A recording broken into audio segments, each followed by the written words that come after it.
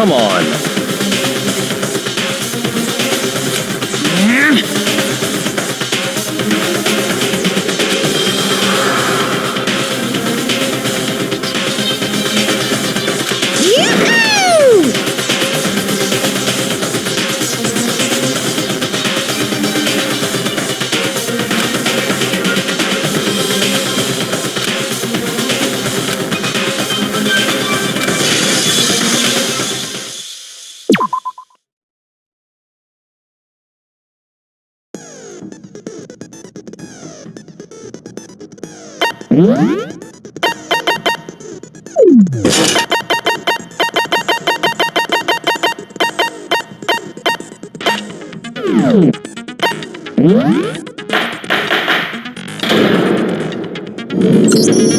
Let's begin with a basic explanation of the class trial. So, your votes will determine the results.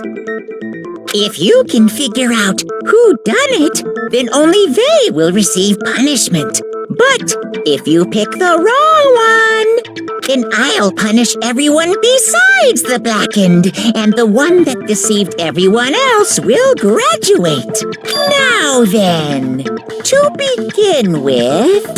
We already know who did it! Was that? It was Hiro. He does not have an alibi for when the murders took place, and we found him in that suit. Don't try and deny it! You killed them! I didn't! Someone knocked me out! I was asleep the whole time! Shut your murdering mouth, murderer! Who are you calling a murderer? I am sorry to say, Hiro, but we do have evidence. Blueprint for the suit. Parts we assume were used to build it.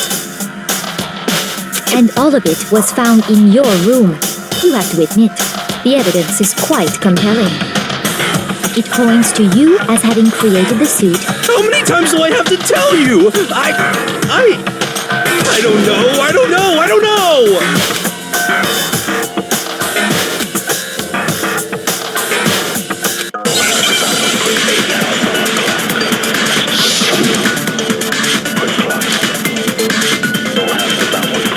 Everything we found in your room.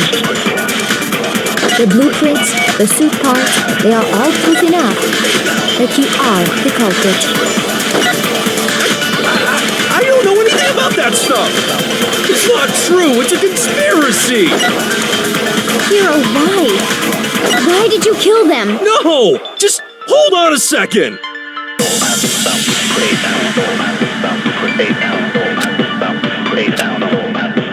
Everything we found in your room.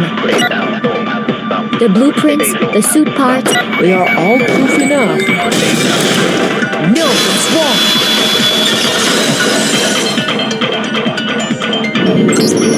Are we sure Hiro really made those blueprints? What do you mean? Well, take a look at this. It's the note that Hiro wrote, asking everyone to meet up after Alter Ego disappeared. The handwriting's obviously different, wouldn't you say? When you compare it to the blueprints. There's no way you could think the same person made both of them. Unless that person made it a point to disguise their handwriting. No, the differences are bigger than that, I think. Come on! I'm not smart enough to think of trying to change my handwriting anyway. So Makoto, are you saying you don't think Hiro's the culprit? And he is not the only one. I think Hiro's innocent as well. What? Then who was in that Robo-Justice suit? Is it like Hiro said? Was there really someone running around in a second suit? The suspicious individual hidden within the suit. Go ahead, Makoto. Tell them who it was. So, who was in the Robo-Justice suit?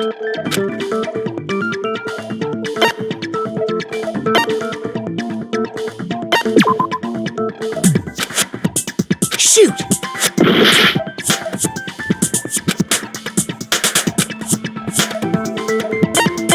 A gun! Other than Hiro, I can't think of anyone else it could have been. Obviously, he was the one in that particular suit. Then there can be no doubt.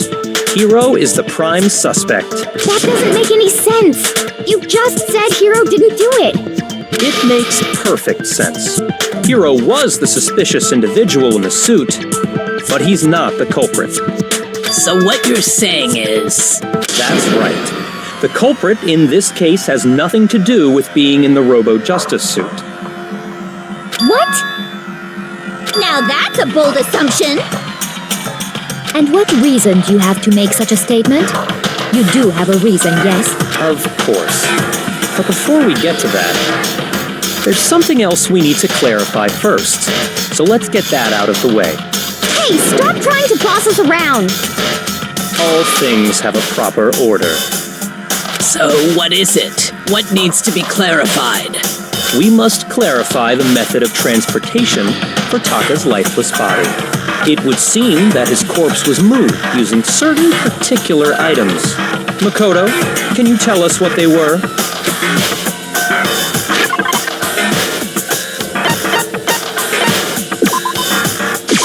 I got it!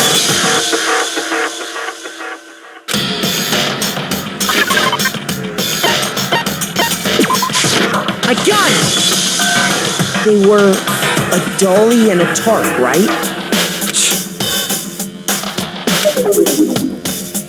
So, let's see if I can explain. Taka's body disappeared from the equipment room. And when we found it for the second time, it was wrapped in a blue tarp, right? It was the same tarp that up until then was stored in the equipment room. So the killer must have seen it there and decided to use it when they moved Taka's body. That way, they wouldn't leave any bloodstains while they were moving it. Okay, that explains the tarp. And the dolly? Same thing. I'm sure the dolly was in the equipment room when we first found Taka's body there. But when the body disappeared, so did the dolly. Later, when Taka's body reappeared in the repository, so did the dolly. In other words, you think they used the dolly to move the body. Am I right? But are you sure you are not mistaken? Huh? Are you absolutely positive the dolly was in the equipment room when we found Taka's body? That dolly was made specifically for moving large objects between the repository and the art room. It would be very strange, is it not possible, that it was in the repository all along, and you simply didn't realize it? She's raised an objection. How do you respond? There is no shame in being wrong. Nobody expects much from you anyway. We have all accepted the fact that you rarely understand what is going on around you.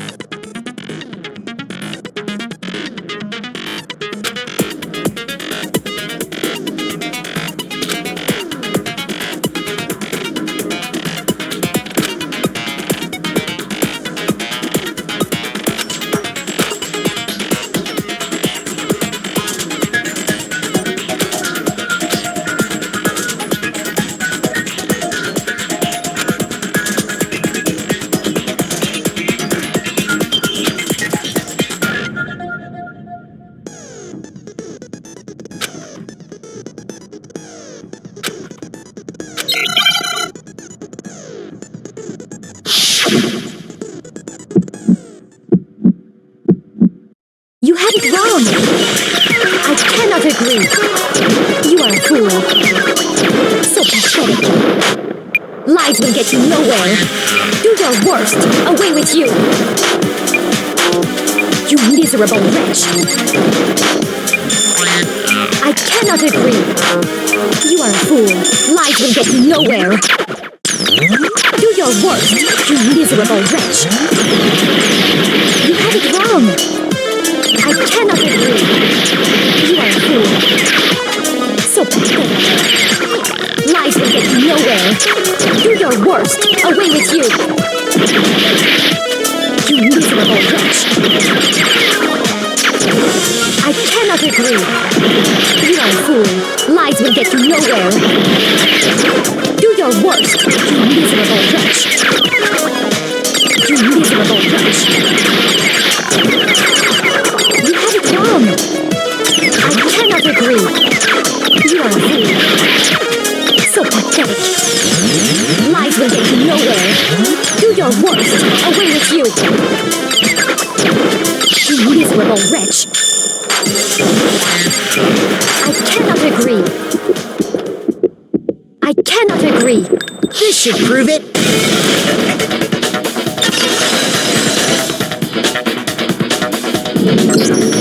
If you're asking for proof that the dolly moved, I have it right here.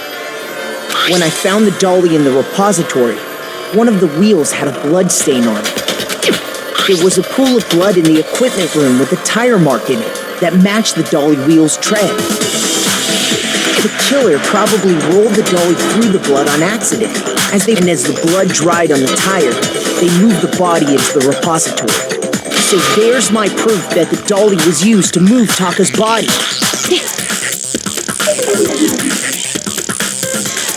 Well, anyway, that was just something we had to get out of the way. Let's get back to the main subject. Yeah, the subject of how Robo Justice didn't do it. Because if it's not a killer robot, then what kind of robot is it? I'm not sure that really matters. I'd be happy to explain why the occupant of the suit couldn't possibly be the killer. If you look back on how the body was transported, it will become immediately obvious.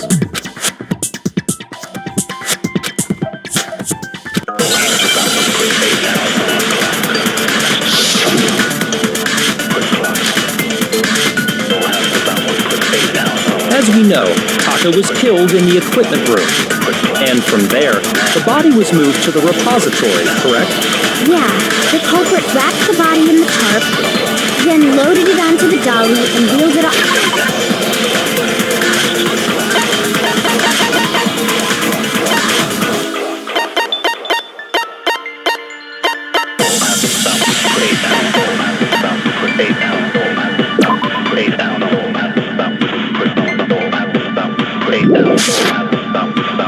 Now, keep in mind that the dolly doesn't have a handle. Well, yeah, but even without a handle, all you'd have to do is bend over. Then you could push the dolly no problem. So the killer just crouched down and carted the body off to the repository. If you accept, then you must realize that sorry, I don't think I realize anything. As we know, Taka, and from there... Yeah, the culprit then loaded it onto the dolly and wheeled it off, right? Now, keep in mind that the dolly doesn't have a handle. Well, yeah, but even without a handle, all you'd have to do is bend over. No, that's wrong.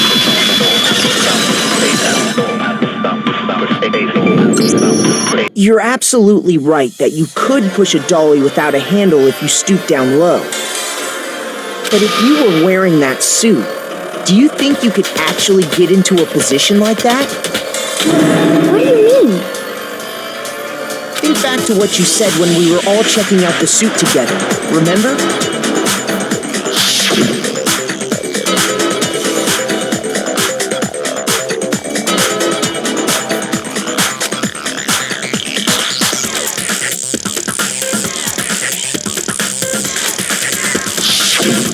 When you're in that suit, not only can you not see your feet, but you can't even bend at the waist.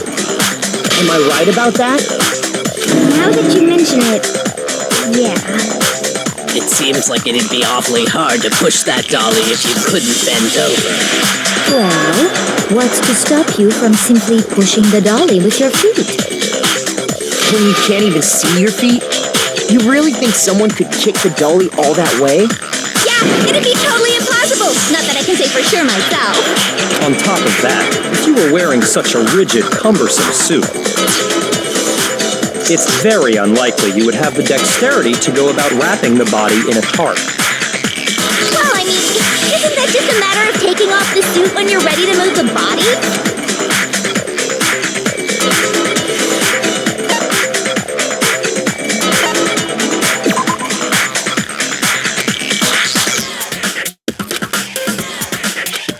Shoot!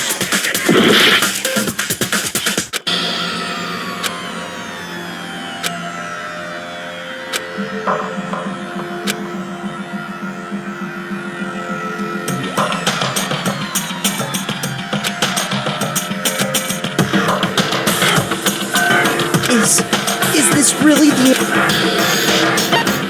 I refuse to give up yet!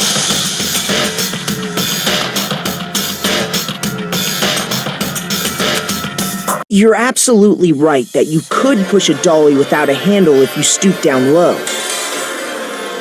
But if you were wearing that suit, do you think you could... What do you mean? Think back to what you said when we were all checking out the...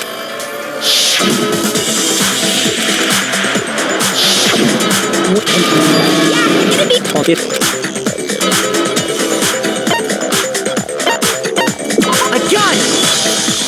I don't think taking off the suit was an option. If you remember...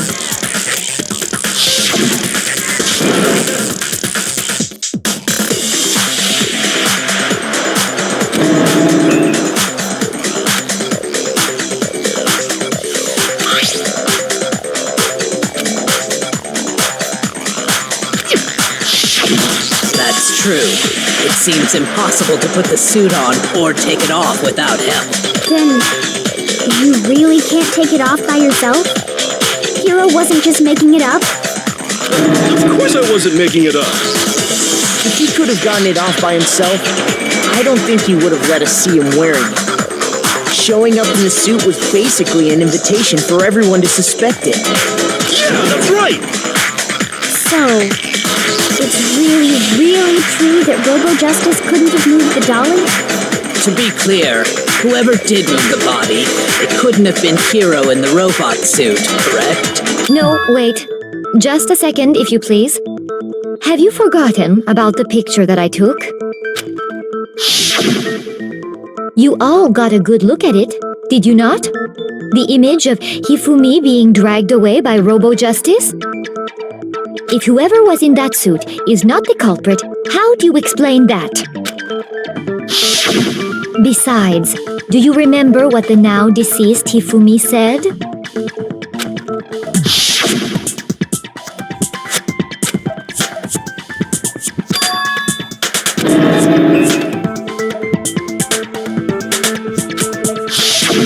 So long as those facts exist, the proper conclusion is beyond question. The individual inside the suit and the culprit are one and the same. It was Hero, without a doubt. Yeah. Hold on a second. It's still far too early to reach that conclusion. Besides, there's no hurry to decide who did it. Before we rush to a verdict, shouldn't we explore every single possibility?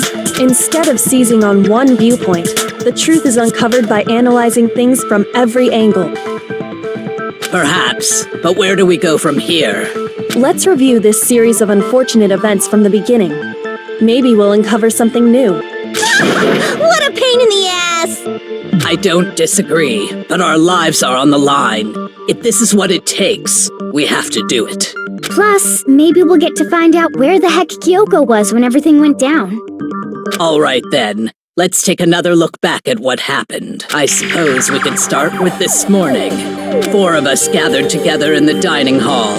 Makoto, Hina, Kyoko, and myself. We waited there for quite a while, but nobody else showed up, so we went to look for everyone. That was around 8 a.m. And as soon as we split up, Kyoko went missing. Soon after that, Hina found Celeste in the rec room and quickly came to get Makoto and me. It seems I was unconscious for about an hour after I was attacked by my mistress. I know it was an hour because I remember being attacked a little after 7. That was when we saw Celeste's picture and discovered that her assailant had been wearing a strange costume. As it turns out, it was Robo-Justice. It also soon became clear that this same Robo-Justice had abducted Hifumi. We were soon joined in our search by Byakuya and Toko, and then went on to find Hifumi in the library. He was injured, so we took him to the nurse, but not long after leaving the nurse's office.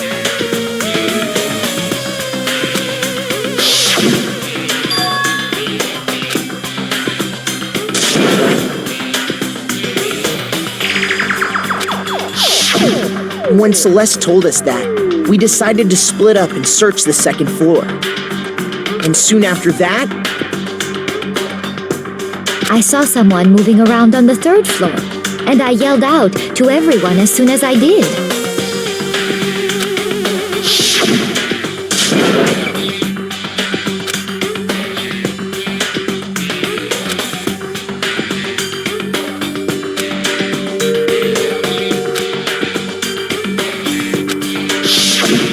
and then...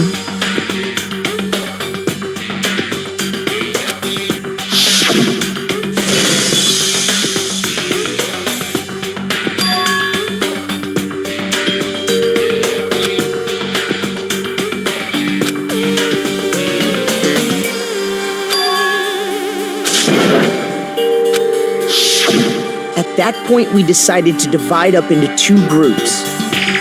Celeste, Hina, and I went back to the nurse's office, while Sakura, Byakuya, and Toko chased after the suspect. When we got back to the nurse's office, we found Hifumi, dead. And that's when we heard the body discovery announcement. I left Celeste and Hina there and headed back to the 3rd floor to let the others know what had happened. Meanwhile, we had just discovered Taka's body in the equipment room. We must have found both bodies at almost exactly the same time, because we heard the same announcement not long after we discovered his body. And that's when I told you guys about Hifumi. Then the 3 of us headed for the nurse's office. But right after we left the physics lab, we ran into Celeste, who'd arrived after us, and she told us something very surprising.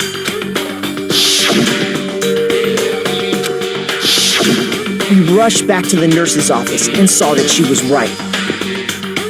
Then we remembered we'd left Toko passed out in the equipment room, so we hurried back again.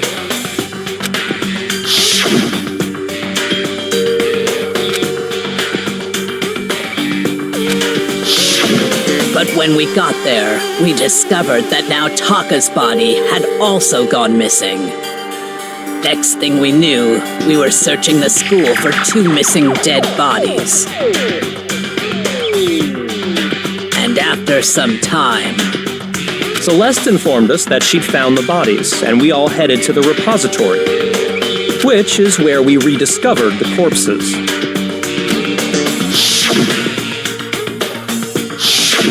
I think that about covers it. I see. The whole thing sounds exceptionally complicated. It certainly seems to me that these are not a simple series of connected events. Okay, well, if that's true, then what? Rather than a single series of events, I think we have to consider each murder a separate situation.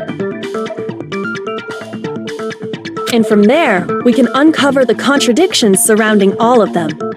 Now then, let's get started, beginning with what happened to Taka.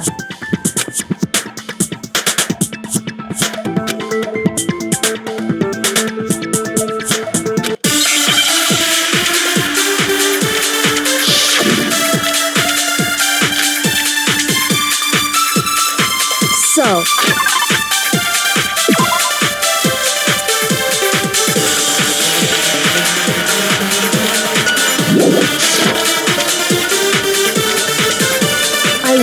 he died before Hifumi.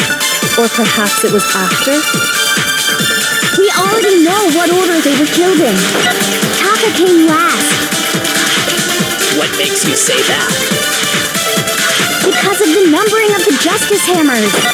It's true that Hifumi was killed with Justice Hammer 3, while Taka's death came from a swing. See? So it's obvious Taka came after. So, Regarding, I wonder if he, or perhaps it was after. We already know what order they were killed in. Taka came last. What makes you say that? Because of the numbering of the Justice Hammers! Shoot!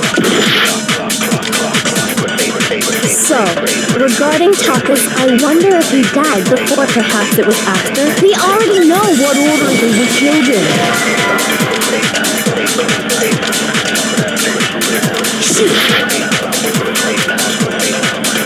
So, regarding Taka's death, I wonder if he died before Hifumi.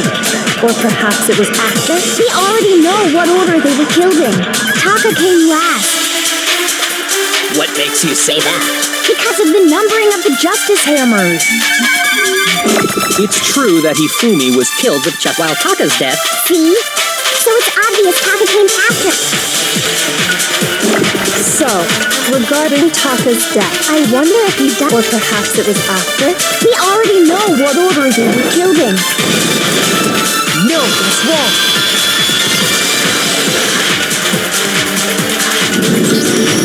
Hold on.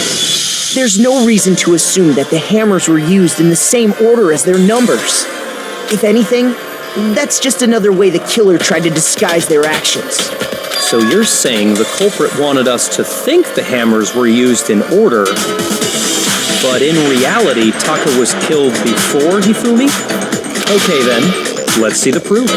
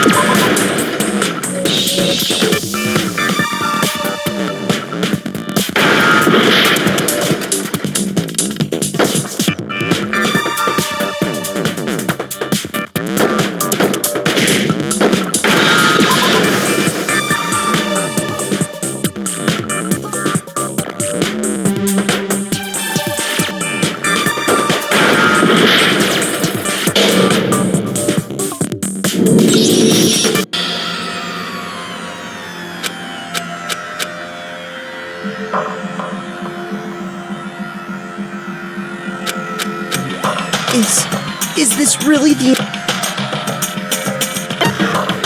I refuse to give up yet!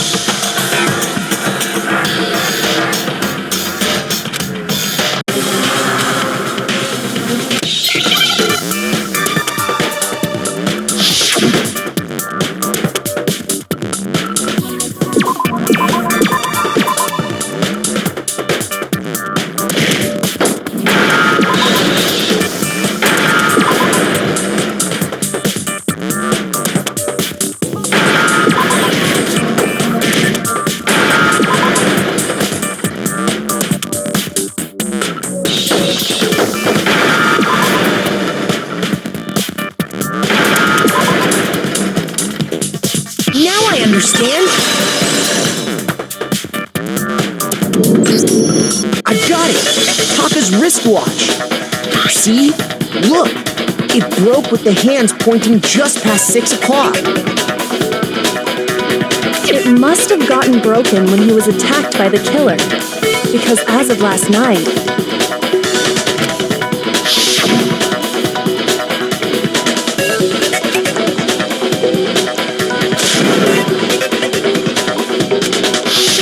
so if it wasn't broken after 6 last night, then he must have been attacked. And that would be his official time of death. But But if that's true, then he was killed well before Hifumi. And before Celeste was attacked this morning, which happened around 7. That's right. Taka was killed before any of the other incidents took place. That simple fact slipped past all of us. We made the wrong assumption about the order of events, all because of those justice hammers. That's exactly why the culprit wrote the numbers on each hammer and had them increase in size. That way, when we saw how they were used in each incident, we'd easily make that wrong assumption. Now, if Taka was killed around 6, then everyone's alibis for his murder go out the window. Because when he was killed, we hadn't met up in the dining hall yet. That may be true in the case of Taka's murder. But all of our alibis still hold true for Hifumi's death. That's right. With him, at least, we're all safe.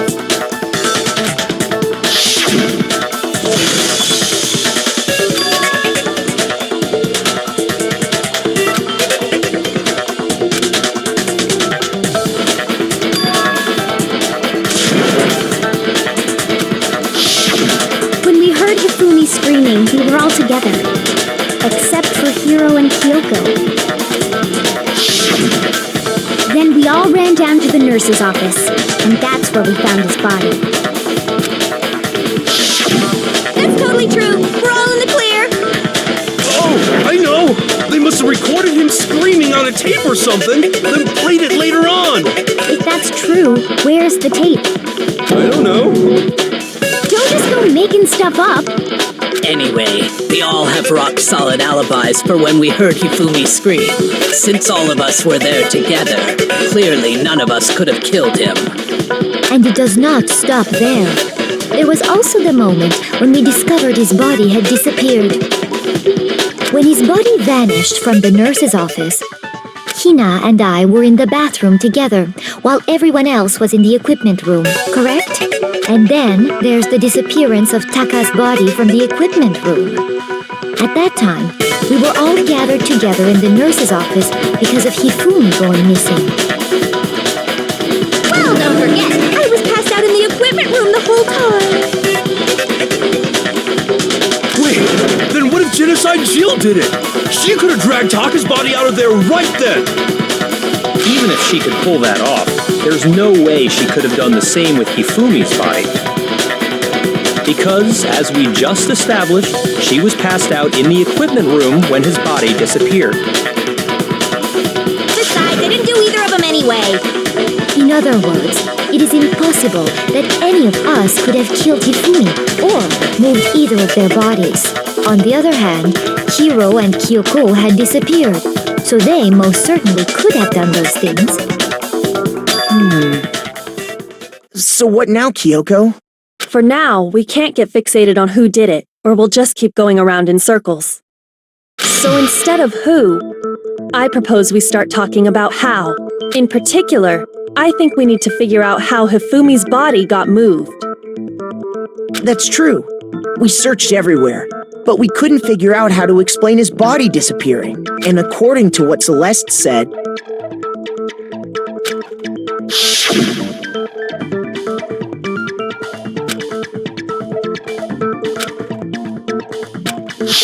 his body apparently disappeared in the 1 minute her and Hina took their eyes off of it. But to carry that much weight from the first floor up to the 3rd in that short amount of time? Oh man, yeah! There's no way! It'd be impossible! Well, what if I told you there was a way to make the impossible possible? What? How? If the dead body were to move itself. The dead body moved on its own? No! Not another ghost! I don't think it has anything to do with the occult. I think what she's implying is, we thought Hifumi was dead, but perhaps in reality he was still alive. Alive? Are you saying Hifumi wasn't carried out of the nurse's office, but simply walked out on his own? But I mean, we found his body. He was dead. he was simply playing dead. That it isn't possible.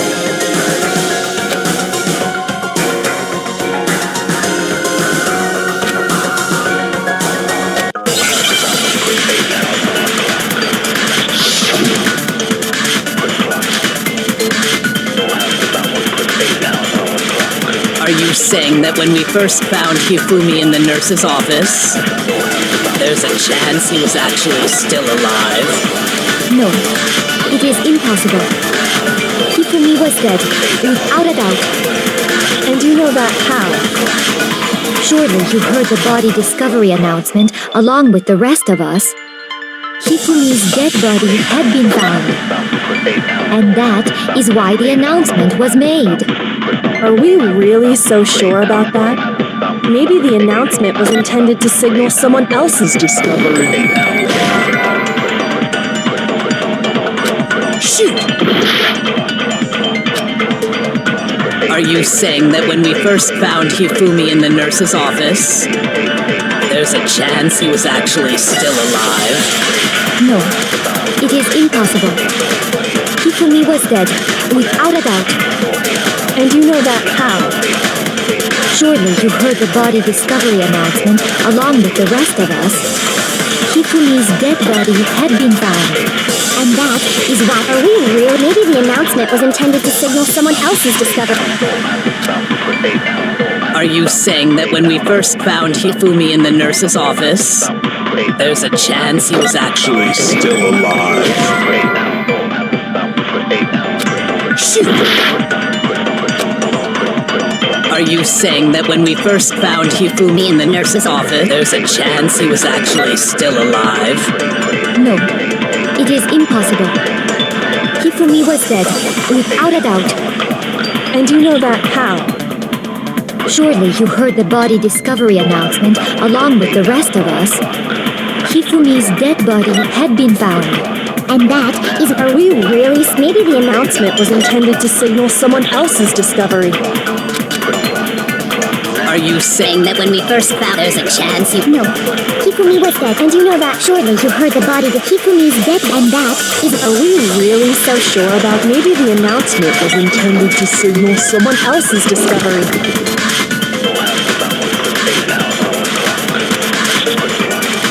Are you saying that when we first found Hifumi in the nurse's office, there's a chance he was actually still alive? No, it is. Hifumi was dead, without a doubt. And you know that how? Surely you heard the body discovery announcement along with the rest of us.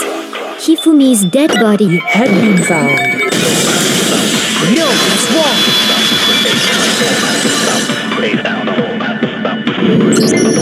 Was the body discovery announcement that was made really intended for Hifumi? Of course it was. The announcement played right after we discovered his body. Maybe. But that was also the same time that Taka's body was found. That's right. It wasn't long after finding his body that we heard the announcement. So there's a good chance we made a mistake in there somewhere.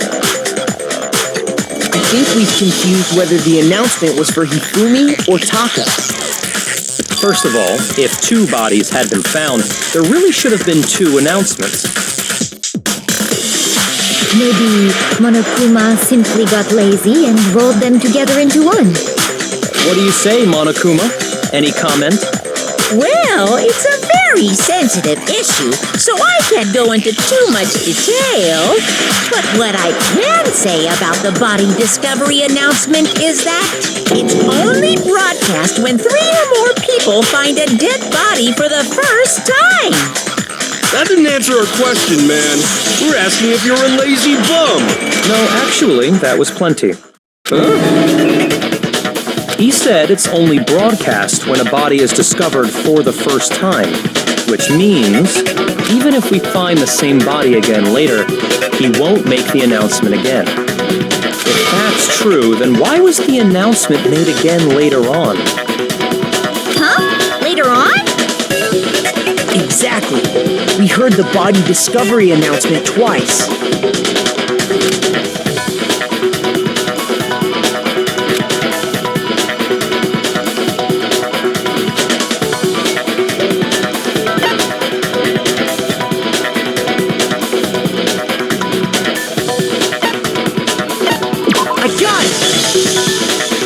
the second time in the repository, when we rediscovered the two bodies.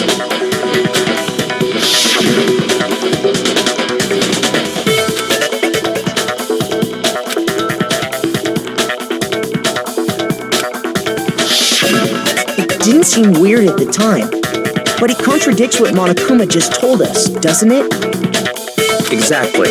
If we were actually rediscovering both bodies, the announcement shouldn't have played.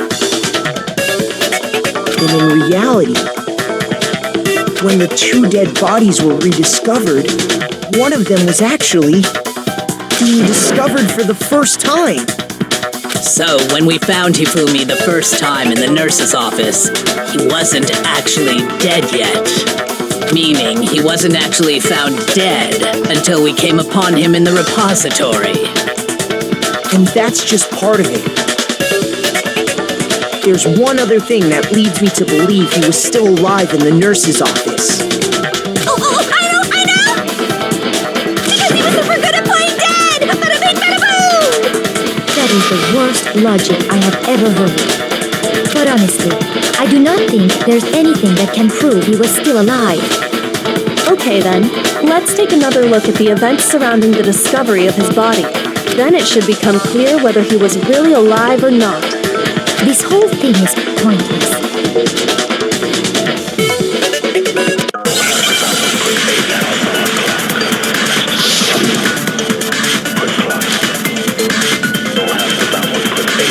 Well, here's one thing we do know.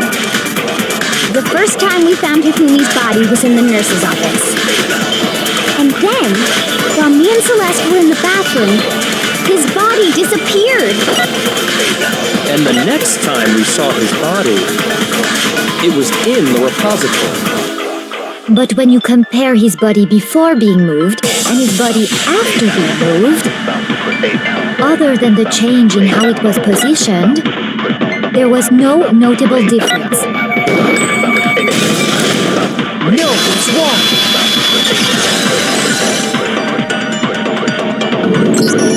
In fact, there was one clear difference between Hifumi in the nurse's office and the repository. His glasses. That fact alone proves that he was only playing dead in the beginning. Perhaps you'd like to fill the rest of us in? When we found Hifumi in the nurse's office, his glasses were covered with blood. But when we found him again later in the repository, they were spotless. And I found the item he used to wipe them clean in the nurse's office trash can.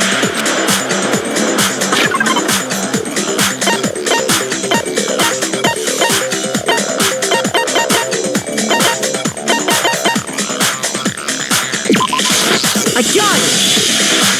It was a glasses cleaning cloth featuring a certain cartoon mascot.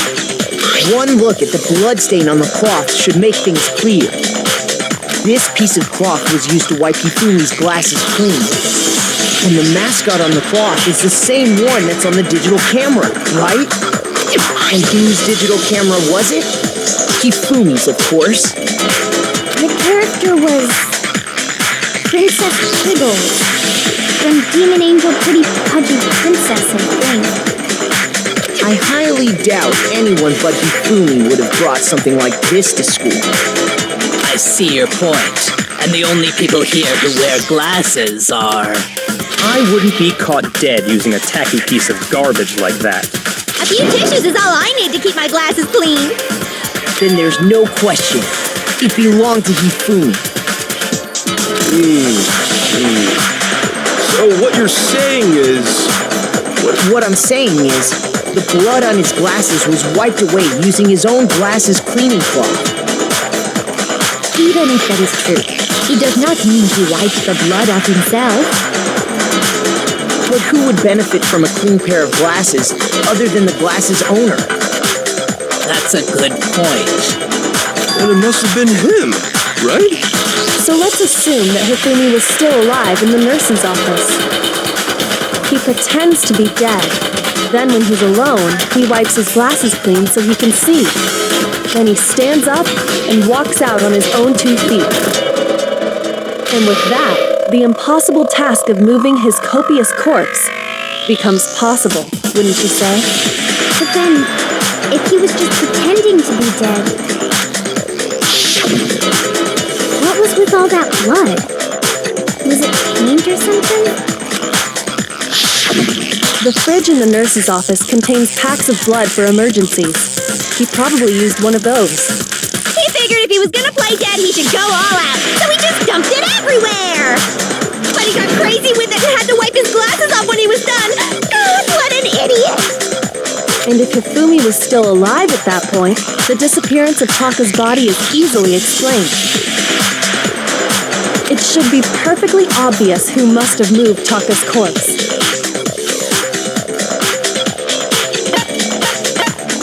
I got it! It could only have been Hifumi. While we were all gathered in the nurse's office, he went to the equipment room and took Taka's body. That also explains how the door to the repository got locked. The door was locked? Well, after the bodies disappeared, we all went looking for them, right? So me and Sakura headed for the repository. But when we got there, the door was locked. And the repository door can only be locked from the inside. Which means when Hina and Sakura got to the repository, someone was already inside. And it could only have been Hifumi, who just finished stashing Taka's body there. He convinced us all he was dead, and when he saw his chance, he dragged Taka's body to the repository. So, Hifumi wasn't just another victim in this case. He was one of the assailants. But that means he took part in the murders. I just can't believe it. If you're having trouble, would you like me to show you one more piece of evidence? There's more? Oh, absolutely. The single biggest fact pointing to his involvement has yet to be revealed. You know what I'm talking about, right, Makoto? The item he took off of Taka's lifeless body?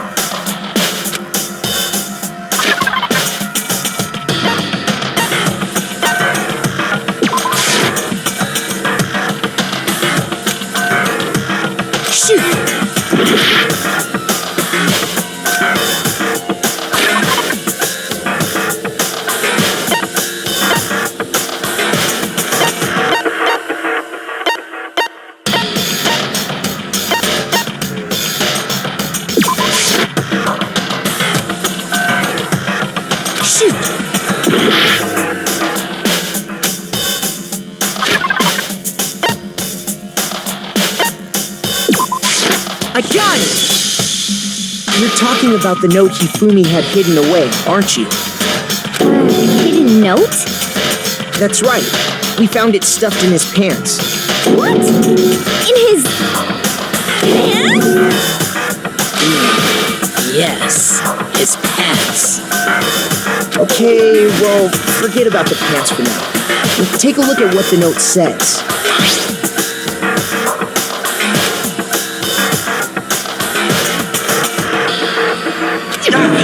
That's the note I was telling you about. The one that told me where to go. Huh? Wait, this one's a little different. In my note it said, Monokuma can't find out, so don't tell anyone else for now. Let's meet in the rec room at 1 a.m. I see. Then this note isn't the same one Hiro got. It's not the same? In other words, the killer got in touch with another person besides Hiro. And that person could only have been... I got it! That's right! Taka! The killer used this note to draw out Taka and murder him. Hello? Over here! Objection! Objection! I don't really understand what's going on, but Hifumi had that letter, right? So whoever wrote it wasn't drawing out TikTok, they were drawing out Huffy! Just to be clear, TikTok is Taka and Huffy is Hifumi, right? Ugh, yes! Why must you ruin it every time?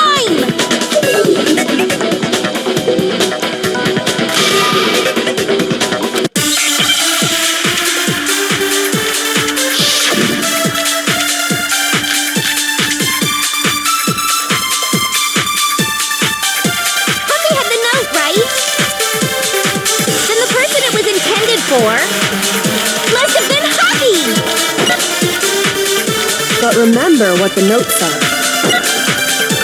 What time did it say to meet? 6 a.m., I believe. The time doesn't matter. The note has nothing to do with TikTok. No, that's wrong.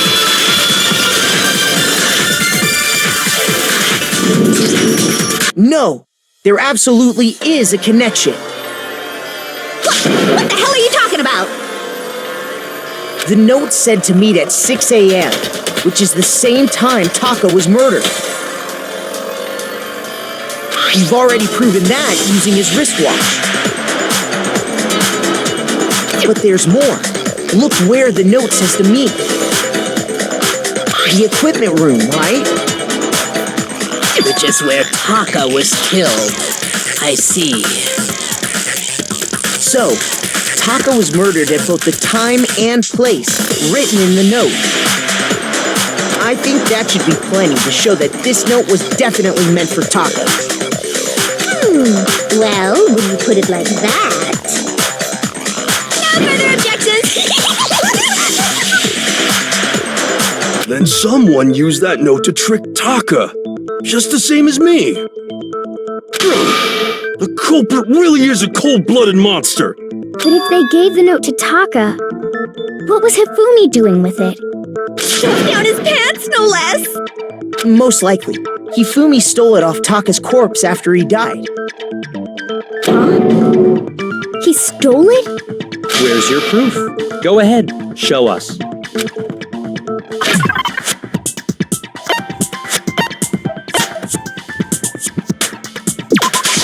I got it! When I searched Taka's body, I saw that his lifeless hand was gripping a small scrap of paper.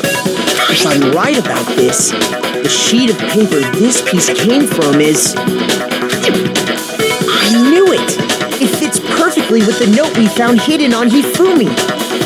Then Taka's scrap and Hifumi's note... Yup, they're from the same piece of paper. Hifumi had the note meant for Taka, while Taka's corpse still grasped a small piece of that note. There's only one way to explain it. Taka died clutching the note. Hifumi tried to free the note from his death grip, leaving behind only one small scrap. Did I get all that right? That means Hifumi knew the note was important. Exactly, which proves that he was an accomplice in the murder. Whoa. Yeah. After seeing all this, Hifumi was super involved in this whole thing for sure. In fact, he was behind the whole thing. In fact, he's still alive. Sorry, no. When we found him in the repository, Hifumi was truly and completely dead. The second body discovery announcement proves that. So then, who killed Hifumi? Whoever did is the mastermind, the true killer. He was killed in the repository, so he must have been killed not long after transporting Taka's body. So, he must have been killed after Taka's body vanished, but before we found both bodies in the repository. During that time, we'd all split up and were searching for Taka's missing body. In other words, during that time, none of us have alibis. Wait, but me and Sakura were together. Stop trying to steal the spotlight, you stupid walrus! Who are you calling a walrus? Anyway, when they were killed bothers me too. But there's something that's been bothering me even more. And what might that be? The weapon they used to kill Hifumi.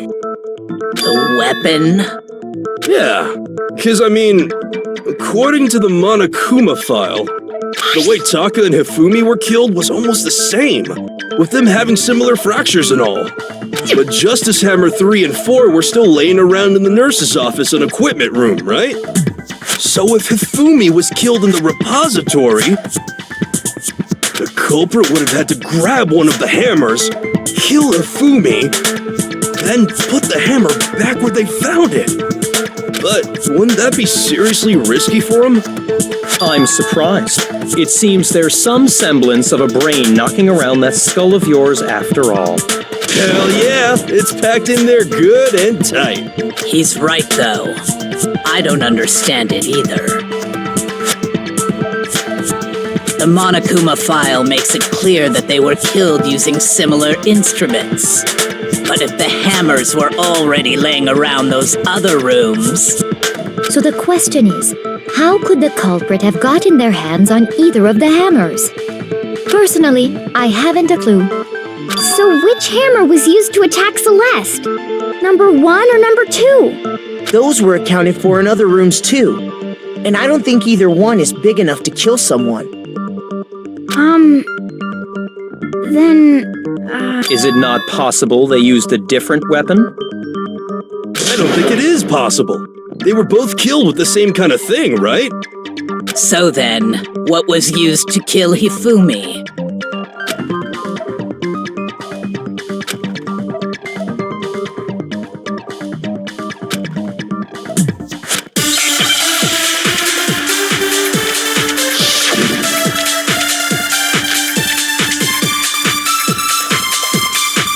What was used to kill Hifumi?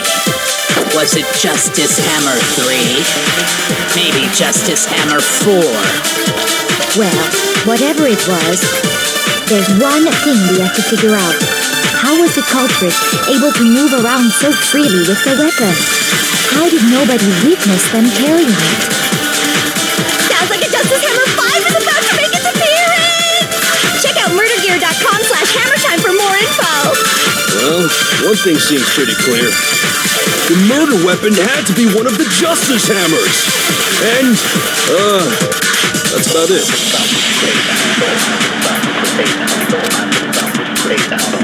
What was used? Was it maybe Justice? Well, there's one. How was the culprit? How did nobody witness? Sounds like a Justice. Check out murdergear.com. Well, one thing seems the murder weapon had to be one of the Justice Hammers. No, it's wrong.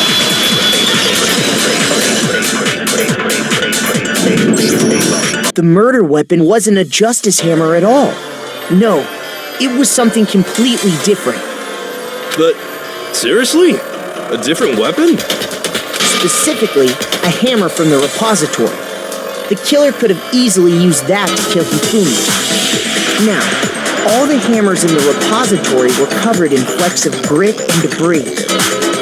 But for some reason, one of them had been scrubbed clean. And the reason it had been scrubbed clean was most likely because it was used to commit murder. If the hammer got covered in Hifumi's blood, of course they'd have to clean it off. I'd also like to point out that the repository has all kinds of hammers.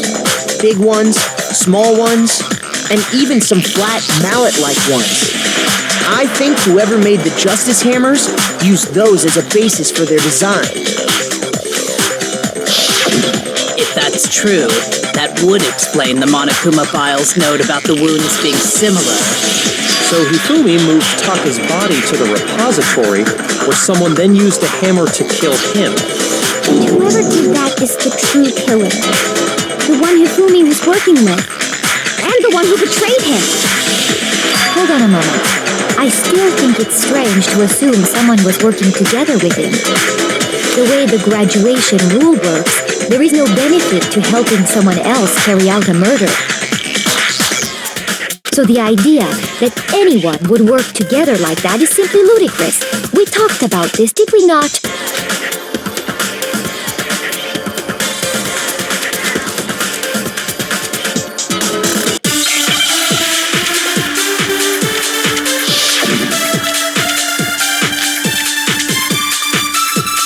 Based on the rules that have been laid out for us, even if more than one person is complicit in the murder, only the one who actually carried out the act can graduate and survive.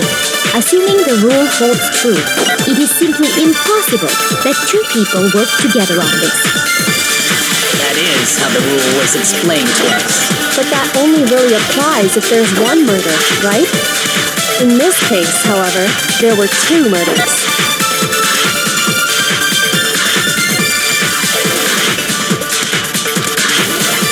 Based on the rules that have been laid out for us, even if more than one person is complicit in the murder, only the one who actually carried out the act can graduate and survive.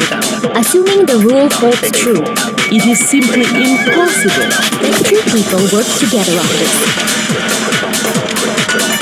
That is how the rule was But that only really applied in this case, however. There were 2 murders.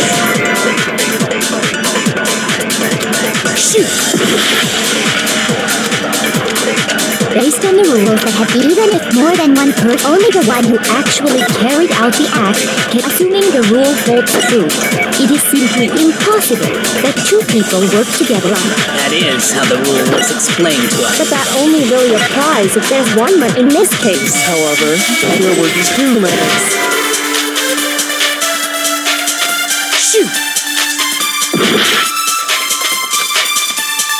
Based on the rules that have even if more than one, only the one who actually carried out the act, assuming the rule holds true, It is simply impossible that 2 people.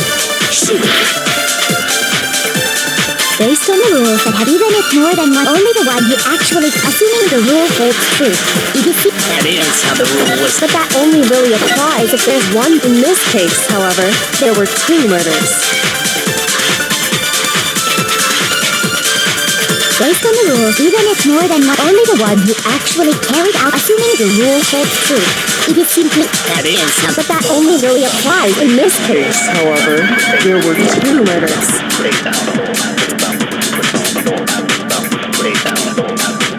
Based on the rules that have been laid out for us, even if more than one person, only the one who actually carried out the act can graduate and serve, assuming the rule holds true. No, that's wrong.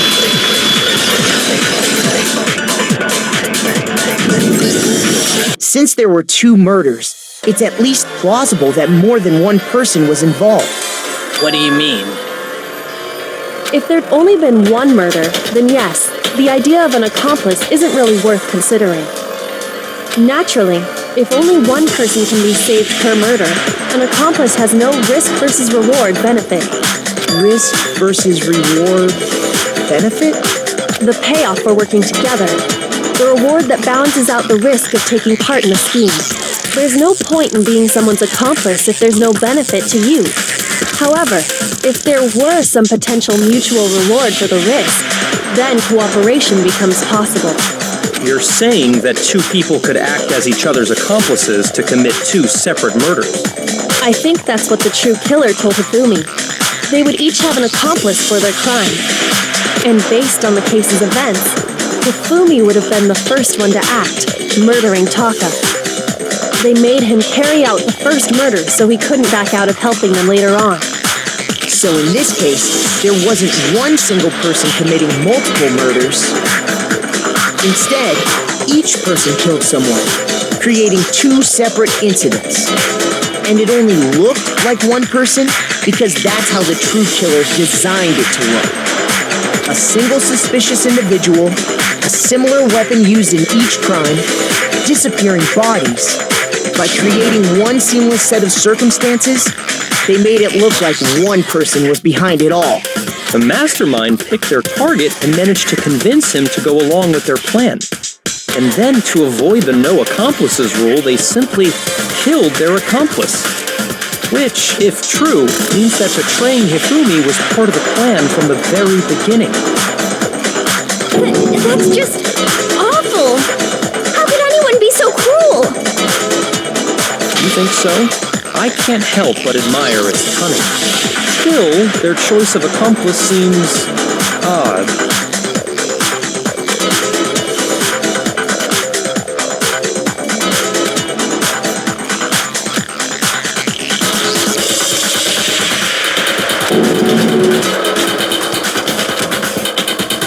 I understand how an accomplice could be involved. But then, who was the one pulling Hifumi's strings? That's problem numero uno right now!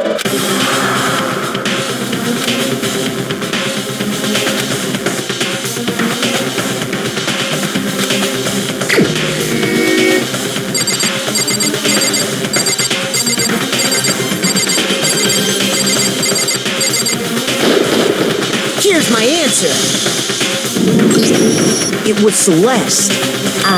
So I'm the suspicious individual now, am I? I really do hate this kind of joke. A joke? I wonder. So what you are saying, then, is that I specifically chose to work together with Hifumi. The idea that I would choose to spend any amount of time interacting with him, that I would go within 10 feet of that shit brains, that lazy, worthless goddamn idiot! Pardonnez-moi. Just to be clear, there is evidence to support it. Is that so? It is. Throughout the investigation, there was certain behavior that was common only to the two of you. Considering what we've learned so far, it only further proves that the two of you were working together.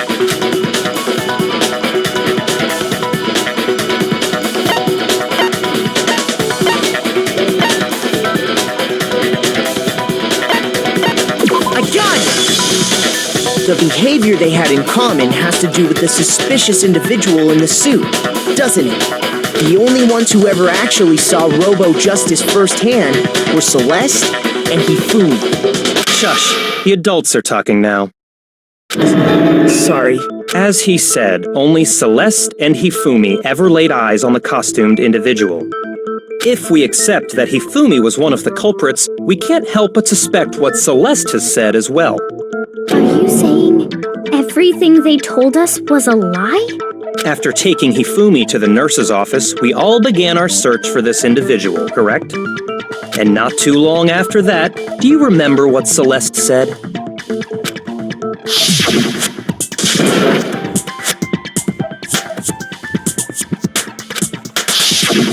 We headed to the second floor specifically because of what she claimed to have seen.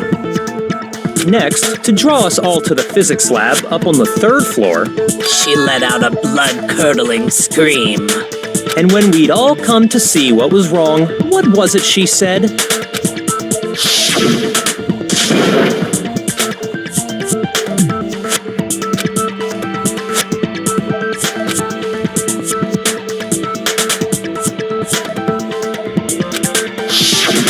Once she'd done her job of getting us all up to the physics lab, it was time for her partner to get to work.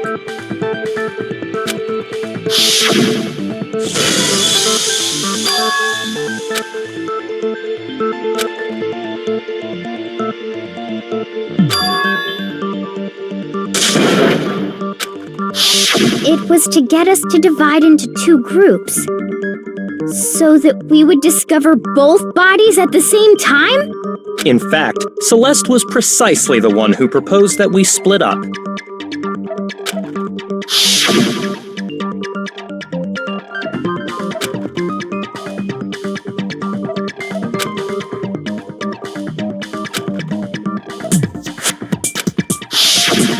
Well, if Celeste and Hifumi were working together, all those chance events suddenly become connected.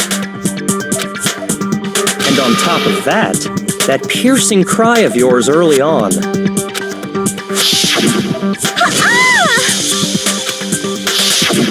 That was to signal Hifumi, wasn't it? It was your way of telling him, we're on the third floor, everything's going according to plan. Why else would you let out a scream that could have carried across the sea? I just realized another strange thing.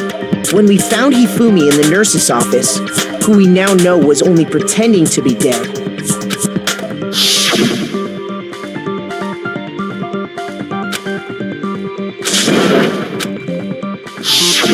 Celeste, you were the first one to say he'd been murdered.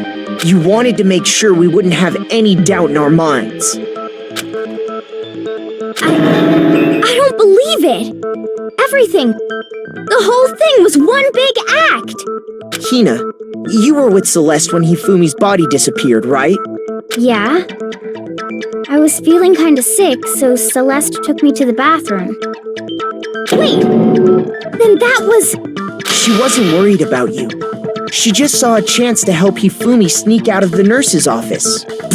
Each piece isn't much by itself, but start putting them together and the picture gets very ugly indeed. Wouldn't you agree, Celeste? I have no idea what you mean. Don't bother trying to deny it. You made one fatal mistake. Oh, did I? I didn't even catch it myself when you first said it, but looking back, I can say that that one little slip-up was your undoing. What are you talking about? I'm talking about what you said after Hifumi's body disappeared and we returned to the nurse's office.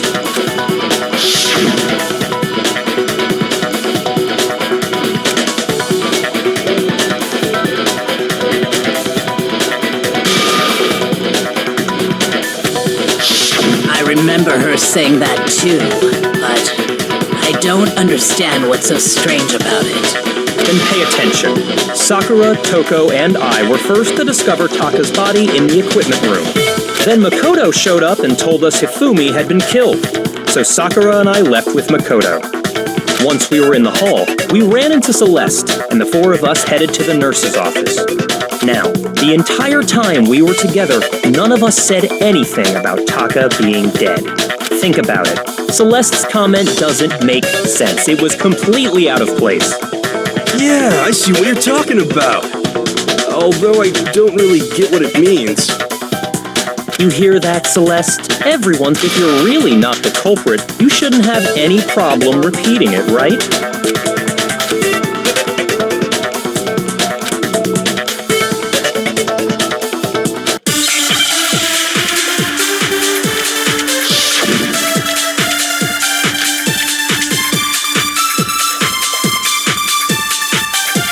All I said was, they must really be enjoying this.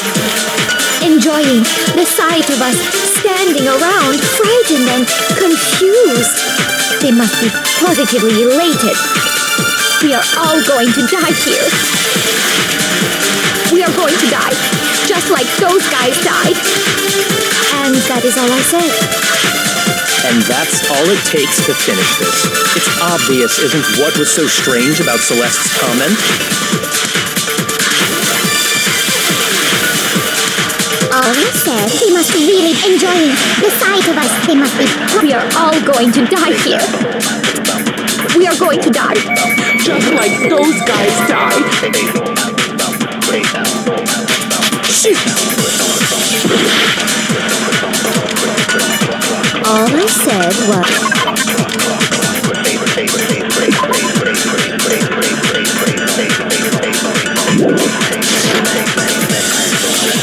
They must really be enjoying this. Enjoying the sight of us standing around, frightened and confused. They must be positively elated. We are all going to die here. We are going to die, just like those guys died. And that is all I said. And that's all it takes. What was so strange about Celeste's comment? All I said was, they must really be enjoying the sight of us standing around, frightened and confused. They must be positively elated. We are all going to die here. We are going to die. Just like those guys died. Shoot!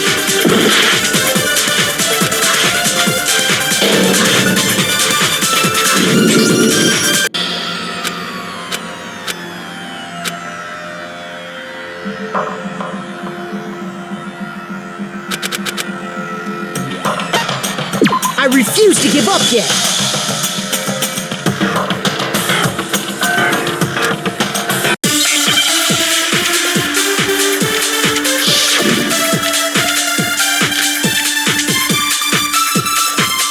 All I said was, they must really be enjoying this.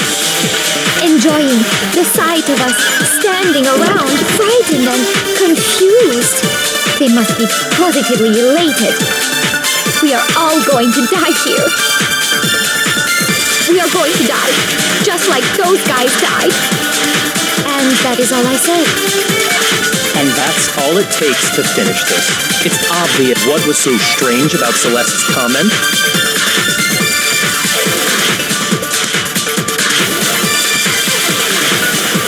All All I said was, they must really be enjoying the sight of us. They must be. We are going to die. And that is all I. And that's all it takes to finish this. It's obvious. What was so strange about Celeste's comment?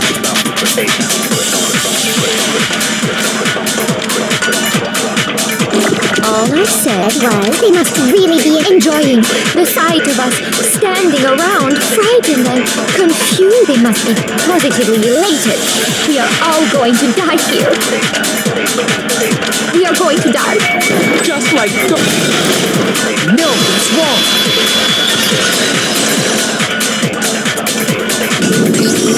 That's right. There's no reason Celeste should have said, just like those guys died. When she said that, none of us had told her Taka was dead. Exactly. And we didn't run into her until after we were all out in the hall. So there was never any chance for her to have seen his body in the equipment room for herself. So how did you know, Celeste?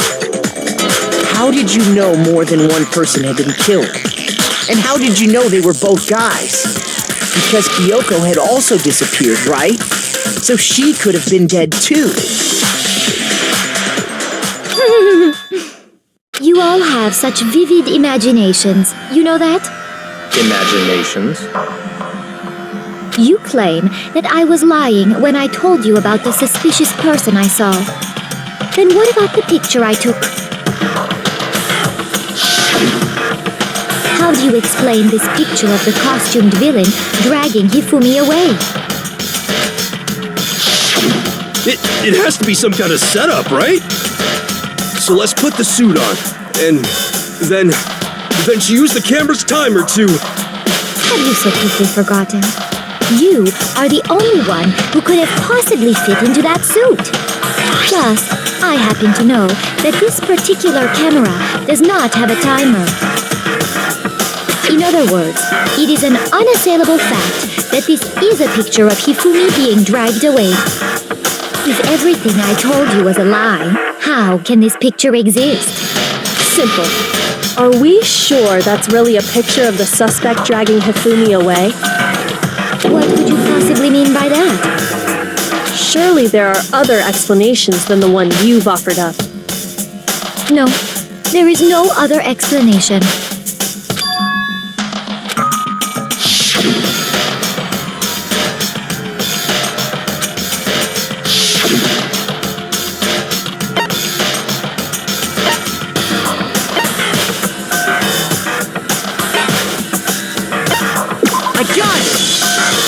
It's not a picture of the suspect dragging Hifumi away. I would say it's a picture of Hifumi dragging the suspect away. That's certainly within the realm of possibility. The one being dragged off in that picture isn't Hifumi, but the person in the robot suit. We've simply been led to believe that it's the other way around. And the strange costume might only exist to lead us astray even farther. If you saw someone wearing something like that in this situation, of course you'd notice and be suspicious. That's what happened! You put me to sleep and made me out to be the bad guy in all this! Such a thing is utterly impossible. Hifumi was dragging him away? Ridiculous. Is it? I don't think it's ridiculous at all. Then shut your mouth and allow me to educate you.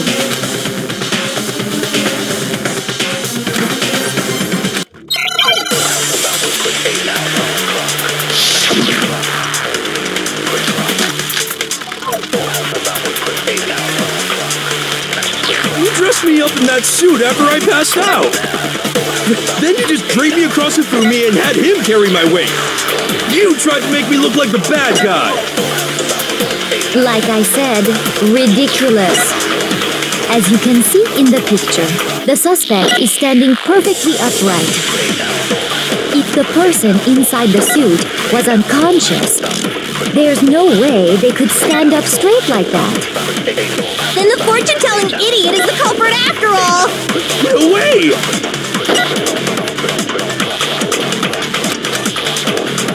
You dressed me up in that suit after I passed out. Then you just draped me across Hifumi and had him carry my weight.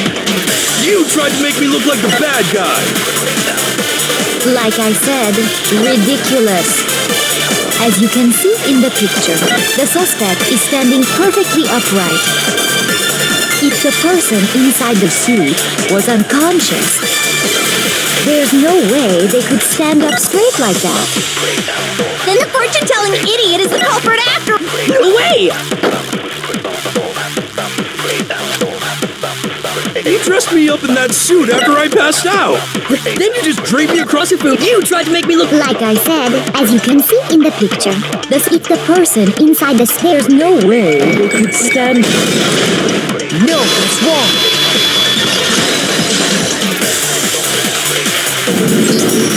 No. Even if the person inside the suit were unconscious, they could still stand up like that. Because that Robo-Justice suit had a certain characteristic.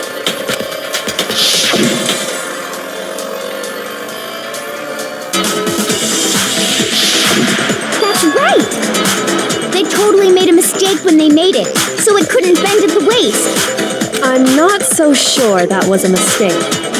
I think the suit was designed from the beginning to be used the way it was. Celeste and Hifumi took the suit they'd specially designed and stuffed Hiro into it. That's how they were able to fake that whole thing.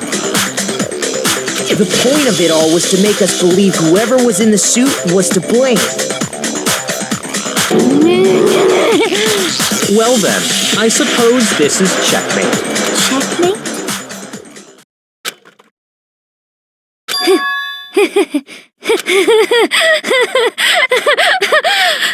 Don't make me laugh, you idiot! What do you mean, checkmate? Celeste? Clearly, you want to cram me into your little guilty box. Well, there's one little problem. Have you already forgotten what Hifumi told us as he lay dying?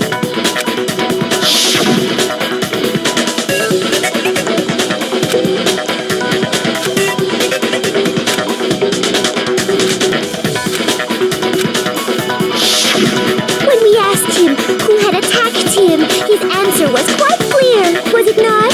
He said, and I quote, Yasuhiro. In other words, Yasuhiro Hagakure!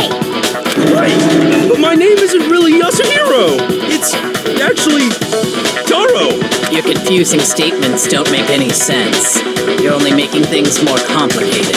He did say Yasuhiro, but are we sure he was really pointing the finger at Hiro? What the hell are you talking about? I'll burn you alive! Kyoko, what do you mean by that? Think back to how Hifumi used to talk to us. How did he refer to each of us? Shoot! Think back to how Hifumi... How did he refer to each of us? Shoot! Think back to how Hifumi... How did he refer to each of us? I got it! That's right! Our last names! He called us all by our last names! Exactly. I know I heard him say Mr. Naegi more than once, for example. So if Hifumi did mean to say Hiro's name, he would have said his last name, Hagakure. I'm sure it was just incidental.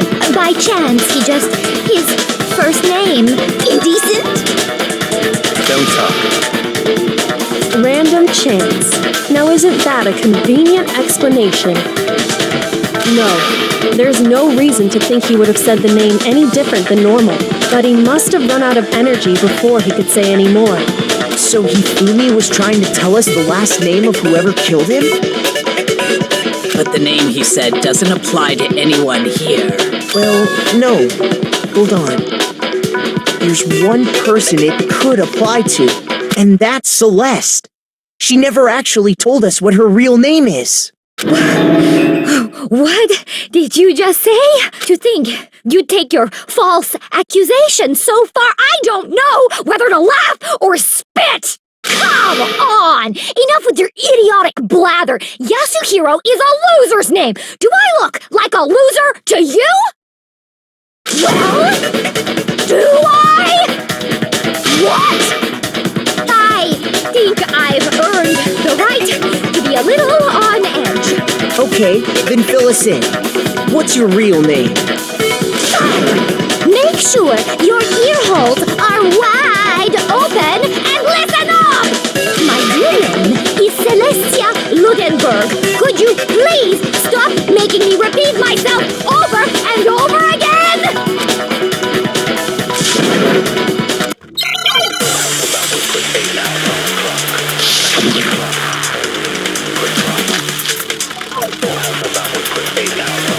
Hifumi was trying to tell us something. He wanted us to know the killer's last name, Yasuhiro. If there's one person here who might have that last name, It would have to be you, Celeste. You haven't told anyone what your real name is. How many times do I have to tell you? My name is... Celestia Ludenberg! God damn it! How long do you plan to go on pretending? I'm not pretending. It's the truth. And since you have no way to contradict me... No, that's wrong.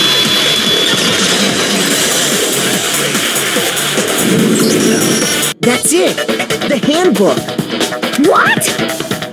Anytime you turn your handbook on, it shows the owner's name when it boots up, right? Monokuma told us all about it before.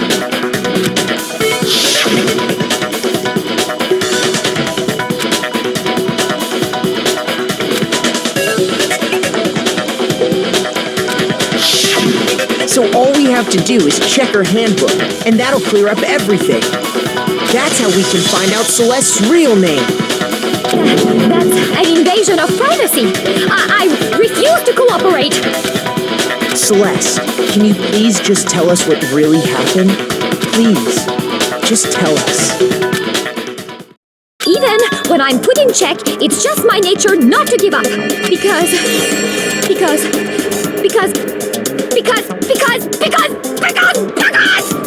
until the game's over, you never know what might happen. Fine then. Let me settle it.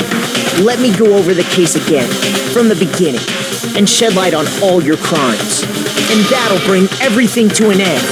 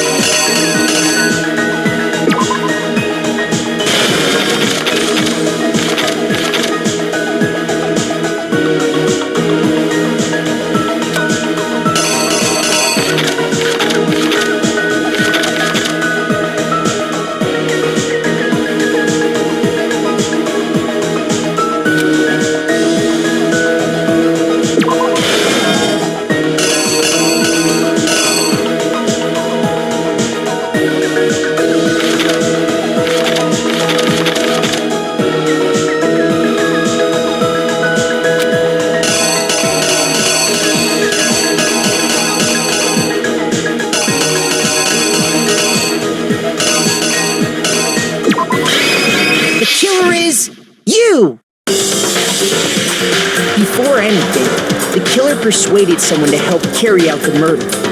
And that person was...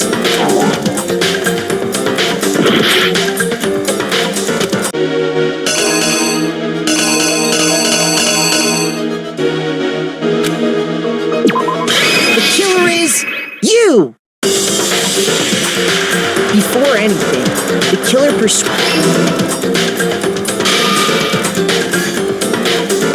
Hifumi, with an accomplice, the killer was able to execute a number of otherwise impossible schemes.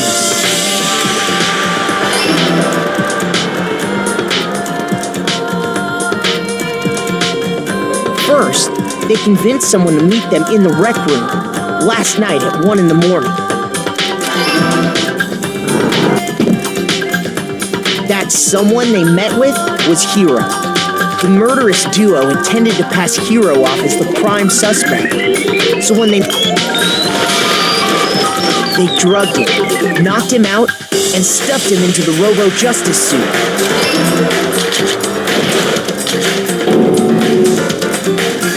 Next, Hifumi positioned himself to make it look like Robo-Justice was attacking him, while the killer used a digital camera to take pictures of the assault.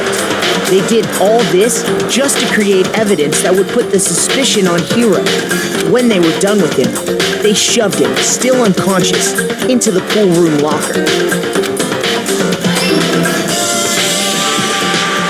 And then finally, at 6 a.m., they moved into the murder phase of their plan. They called Taka to the equipment room.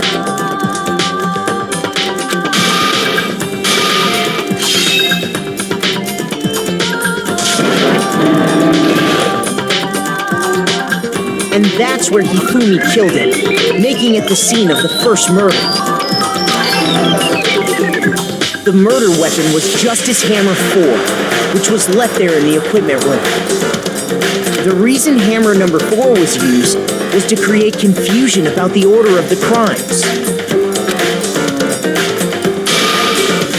So, next they falsified 2 more assault incidents. For these attacks, the killers pretended to be the victims to solidify Robo-Justice as the suspect. The first fake incident was the attack in the rec room. There, the killers wanted us to see Justice Hammer 1 and the Robo-Justice pictures they'd taken. They wanted to make sure we bought the surprise attack story. The second fake incident was the attack in the library. This time, they planted Justice Hammer 2 and an injured Hifumi to sell us that story. With these 2 incidents, the killers were able to create a certain preconception in our minds that the suspect was increasing the size of the hammers and attacking people in order as they did. We fell right into their trap and started looking for the suspect based on that. But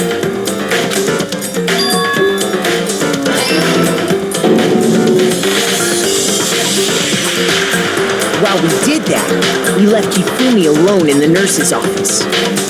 This was exactly what Hifumi was hoping for. He took a blood packet from the refrigerator and Justice Hammer 3 and turned the room into a crime scene in which he himself had apparently been brutally murdered.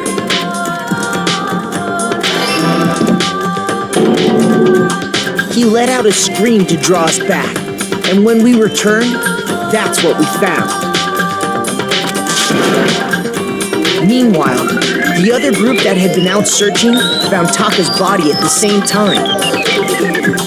So when we heard the body discovery announcement, we naturally assumed it was for Hifumi. We left the nurse's office, and Hifumi once again took advantage of the situation. He simply got up and made his escape. When we learned his body had disappeared, we all rushed back to the nurse's office. And once again, Hifumi had the chance he was waiting for. This time, he snuck into the equipment room.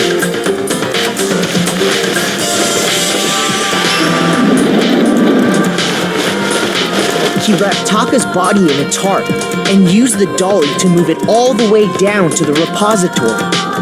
That explains how each of the bodies disappeared.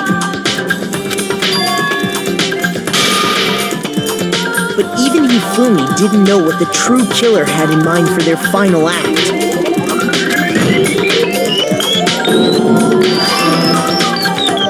Their plan all along was to kill Hifumi and get rid of the one person who could betray them. And they did it using an ordinary, everyday hammer from the repository. That should cover everything that happened in this case. And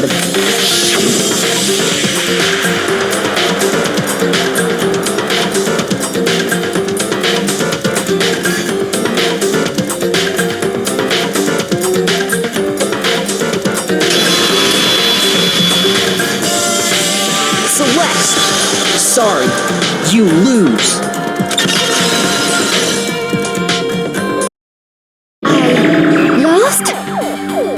I lost? When was the last time I was forced to utter such words? They hang heavy around my neck. Then you admit it? You're the killer? Listen to you, trying to take charge, as if you're my private instructor.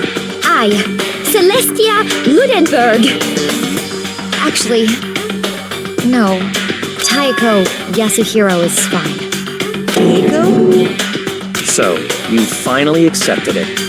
I'm the kind of person, once I've lost, I don't like things to drag on. Interesting.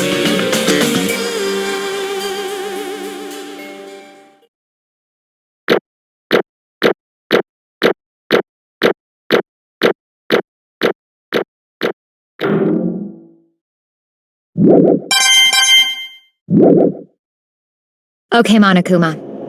I'm ready to begin. Or, no.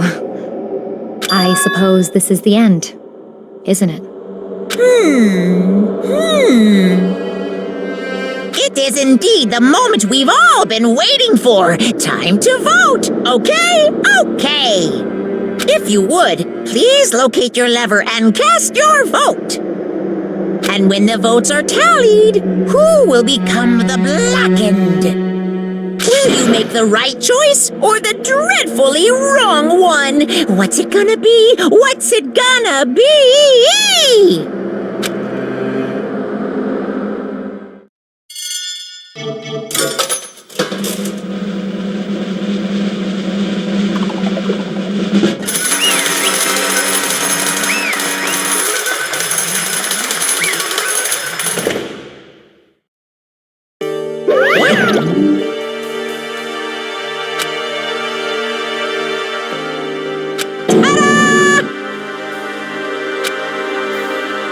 Honestly,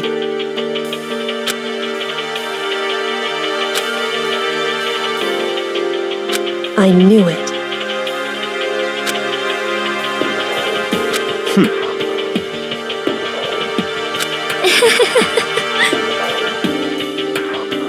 So then...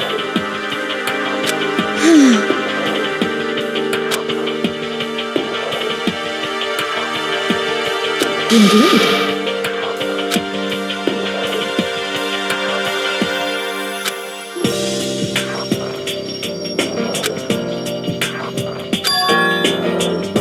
Say what? Just a second. In other words... Indeed. I see.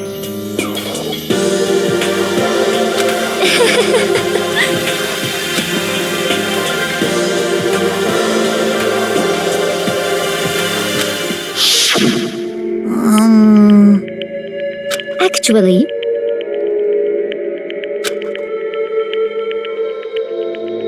What? are you okay with this? So then,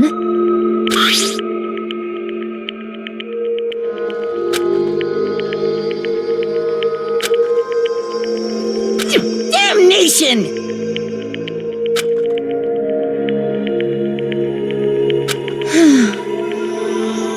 Say what? as for me, as for me, What?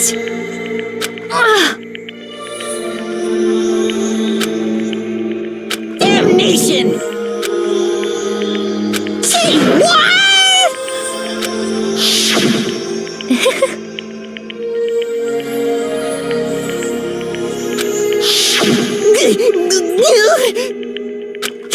Completely unforgivable!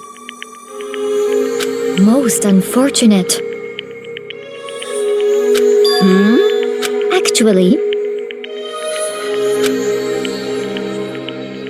What?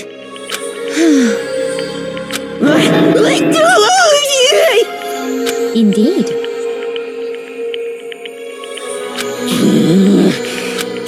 Completely Honestly,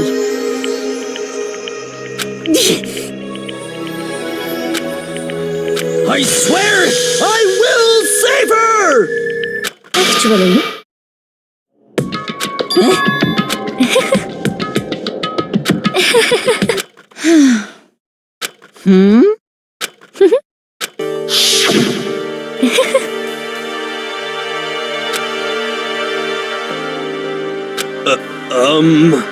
I see.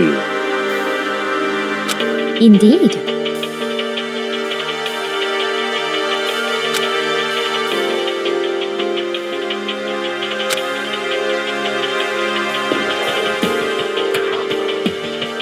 But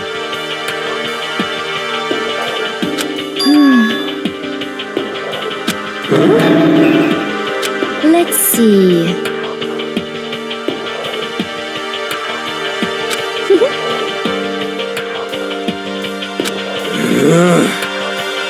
Well,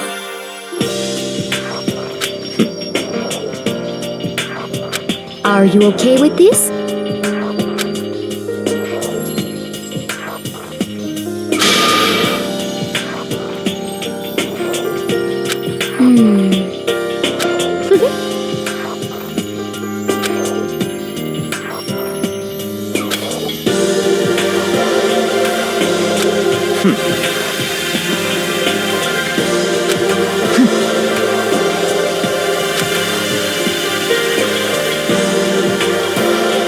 so in the end,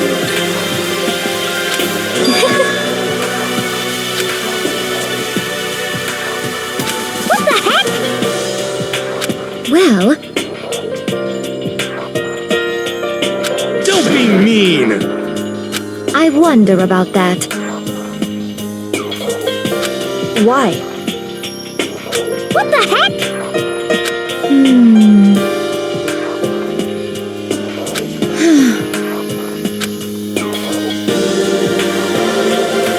But You little bitch! Hey! You little bitch!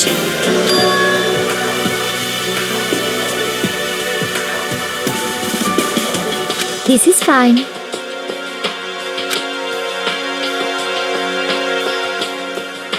Honestly.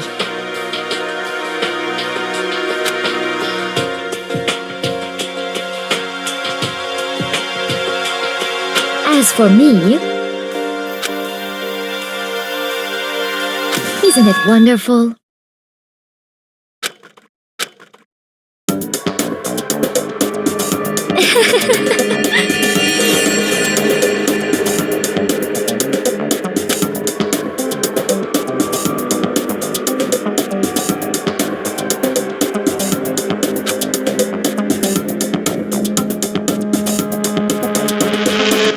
This is fine.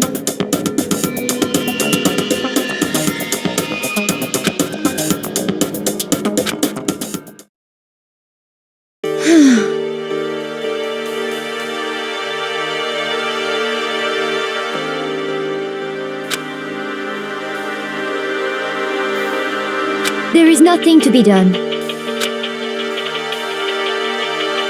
Just the worst. Oh! Do you understand? What is this?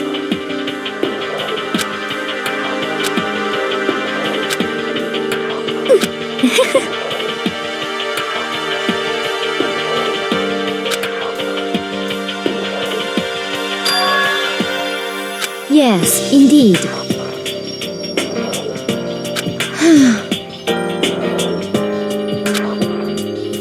Isn't it wonderful? Hey,